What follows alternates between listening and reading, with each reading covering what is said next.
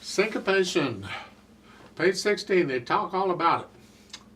Syncopation, simply put, is you either play a note when you don't expect to, or you don't play a note when you do expect to. You know, it kind of throws you off a little bit. It's fun. It's been around forever. They've used it hundreds of years ago. They were using syncopation. They give you an idea over on page 16, but I want to use page 17, the piece we're about to do, as the example. And right at the beginning, here we have it, because you have a short note to start with, and generally we don't expect a short note followed by a long note. It's usually the other way around. I would expect to hear this. Something like that. That to me just kind of flows along nice. Nothing exciting going on. It's fine. It's just kind of nice and boring. No big deal.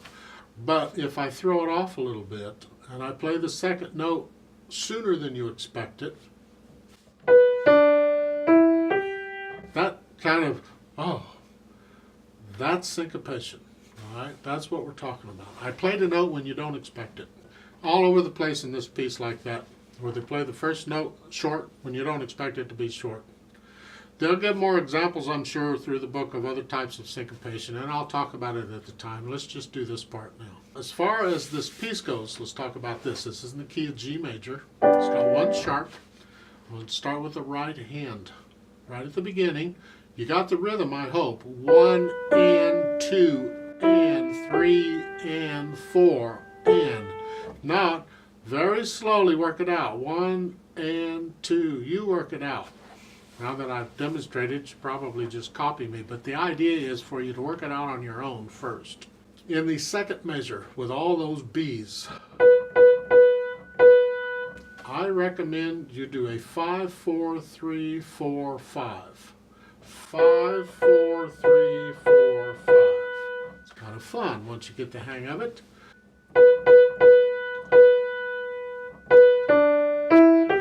You get the idea? I'm just using different notes. You don't have to use that fingering. And the next to the last measure, the first line,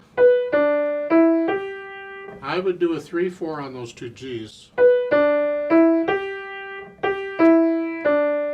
Don't have to. You can use 4 on both if you want. Big deal. Second line, second measure is the same as the second measure of the first line. Okay? Second line, last measure, you can do thumb on both if you want. I would do a 1, 2 on those two G's. Third line, in the first full measure, we have all these D's. I would do a 5, 4, 5.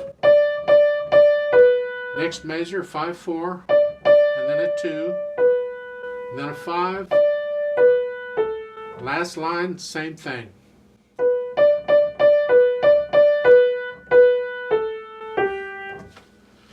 Left hand, just playing chords. Just play it the way they're telling you to play it. Watch the fingering. For instance, third line down in the first full measure, you have a 4, 2, 1. It's because you're going to do a 5, 2, 1 on the next chord. And then a 5, 3, 1. You can go ahead and do a 5, 3, 1 on the last chord of the third line. I have a tendency out of habit of using 5, 4, 1, simply because if I add the A to the chord,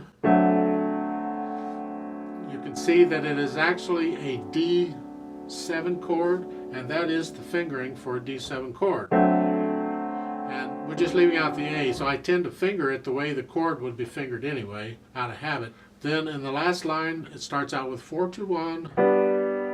For the same reason as you did before. You can get that. Just follow the fingering they're telling you. It's okay.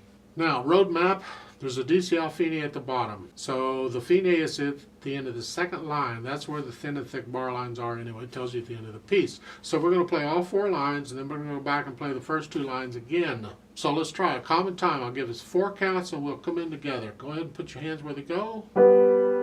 Bring out the right hand. That's the melody. Sing it if you want to. Yeah, okay. 1, 2, ready, and go, and.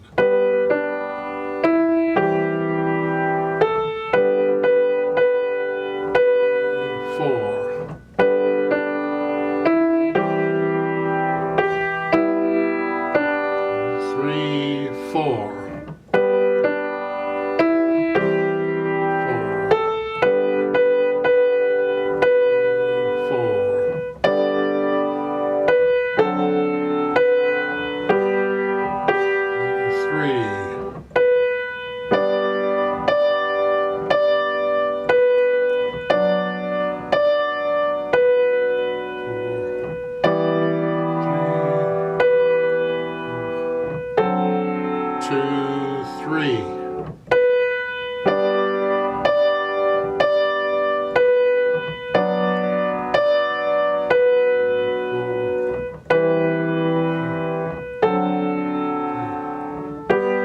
Two, 3, rest.